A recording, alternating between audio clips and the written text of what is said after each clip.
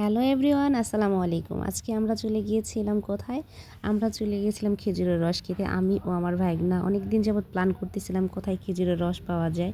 তো মিথিল আপুর ভিডিওর মধ্যে দেখলাম, দেখেই মিথিল আপুকে নক করে তারপর মিথিল আপুর থেকে নাম্বার নিয়ে মামাকে ফোন দিয়ে তারপর আমরা চলে গেলাম খেজুরের রস খেতে। অবশ্য যারা যাবেন একদিন আগে মামাকে নক করে যাবেন।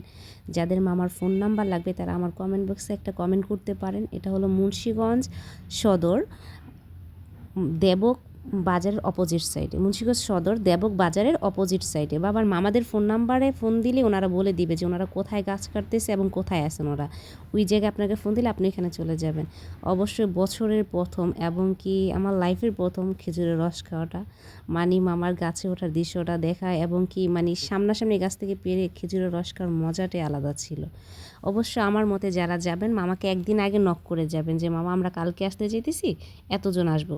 আমি ওই দিন গেছি, দেখছি যে অনেক মানুষ ফেরত আসছে, কারণ অনেকে খেজুরের রস পায় নাই, ফেরত আসা লাগে। এর জন্য মানে এত দূর থেকে যাওয়ার পরেও যদি খেজুরের রস না পাওয়া যায় কেমনটা লাগে না? তো মামা গাছ থেকে এই যে খেজুরের রস নামাইতেছে, তো আমরা সবাই ওয়েট করতেছি। অবশ্য আমরা যাই দেখি অনেক মানুষ আসছে যারা খেজুরের রসের জন্য ওয়েট করতেছে। আমরা গেছি, এটা হলো দেবক বাজারের অপোজিট সাইডে একটা আন্টির বাসা আছে, ওইখানে একটা খেজুরের গাছ আছে, ওইখান থেকে মামারা কালকে কেটে রেখে গেছে, ওই গাছটা থেকে দিতেছে আমাদেরকে। অবশ্য যারা যাবেন, একটা বিশেষ করে যারা যাবেন মামার একদিন আগে নক করে যাবেন, কারণ অনেক মানুষ গিয়ে দেখলাম যে ফেরত আসতেছে, কারণ খেজুরের রস তো অল্প, এখানে তো অনেক বেশি গাছ নাই, তাই না?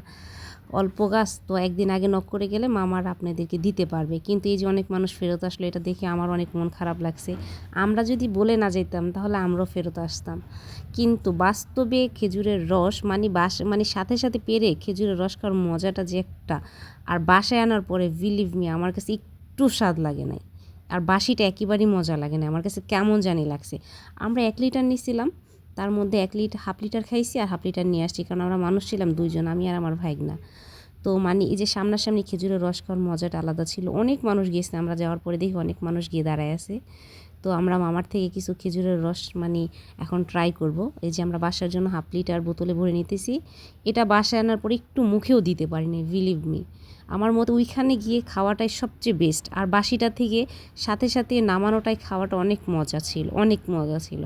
তো এই যে আমি হাফ লিটার নিয়ে নিলাম, আর আমার ভাইগনা অল্প খাইছে আর আমি কিছু খাইছি। ওই খাওয়ার যে তৃপ্তিটা ছিল অনেক, আল্লাহর নিয়ামত যে কী, এটা একটা গাছের রস থেকে বুঝলাম যে আল্লাহর নিয়ামতটা যে আসলেই অনেক মজা ছিল।